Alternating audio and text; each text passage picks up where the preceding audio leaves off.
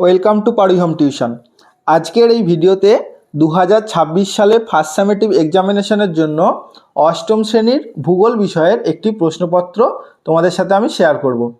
দেখো এইখানে যে সমস্ত প্রশ্নগুলি আছে এই প্রশ্নগুলি তোমাদের স্কুলের পরীক্ষায় তোমাদের খুব উপকারে আসবে, তাই প্রশ্নগুলি তোমরা বাড়িতে খুব ভালো করে তৈরি করে যাবে।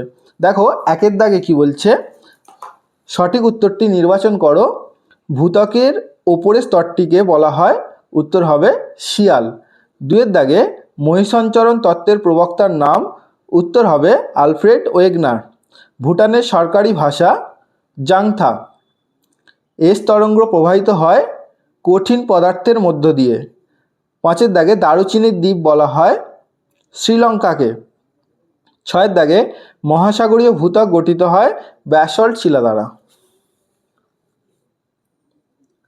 এরপর দেখো শূন্যস্থান পূরণ। দুয়ের দাগে কি বলছে, এক নম্বর প্রশ্ন, গুরুমণ্ডল ও কেন্দ্রমণ্ডলের মাঝে আছে ড্যাশ বিযুক্তি রেখা, উত্তর হবে গুটেনবার্গ বিযুক্তি রেখা। দুয়ের দাগে বজ্রপাতের দেশ বলা হয় ড্যাশকে, উত্তর হবে ভুটানকে। তিনের দাগে বেলে পাথর রূপান্তরিত হয়ে ড্যাশে পরিণত হয়, বেলে পাথর কোয়ার্টজাইটে পরিণত হয়। চারের দাগের সার্কের সদর দপ্তর ড্যাশ, উত্তর হবে কাঠমান্ডুতে। এরপর দেখো দুয়ের দাগের প্রশ্ন, তিনের দাগের দু নম্বরের প্রশ্ন, ভূমিকম্পের কেন্দ্র ও উপকেন্দ্র বলতে কী বোঝো? পাললিক শিলার দুটি বৈশিষ্ট্য লেখো। তিনের দাগে ভারতীয় উপমহাদেশ বলতে কী বোঝো?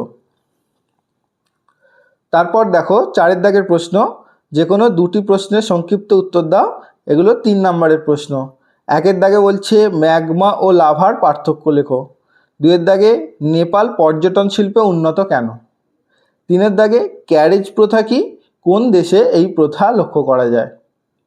এরপর পাঁচের দাগে তোমাদের 5 নম্বরে যে বড় প্রশ্নগুলি আছে দেখে নাও।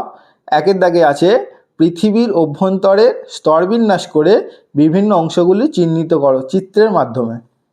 দুয়ের দাগে পাত সংস্থান তত্ত্বের ভিত্তিতে ভঙ্গিল পর্বতের উৎপত্তি ব্যাখ্যা করো চিত্রসহ। তিনের দাগে মায়ানমারের খনিজ ও বনজ সম্পদ সম্পর্কে আলোচনা করো। তো এই প্রশ্নগুলি তোমরা তোমাদের পরীক্ষার জন্য খুব সুন্দরভাবে তৈরি করে যাবে, তোমরা খুব পরীক্ষায় উপকার পাবে। দেখে নাও প্রশ্নগুলো।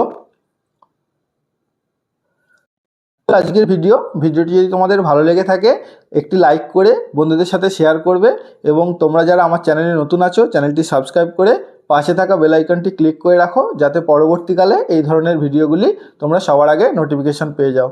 এছাড়াও যারা আমার ভিডিও দেখো, তোমাদের যদি অন্য কোনো সাবজেক্টের কোশ্চেন পেপার শেয়ার করার প্রয়োজন হয় তাহলে তোমরা আমাকে কমেন্ট করবে, আমি তোমাদের তার প্রশ্নপত্রটি তোমাদের সাথে শেয়ার করে নেব।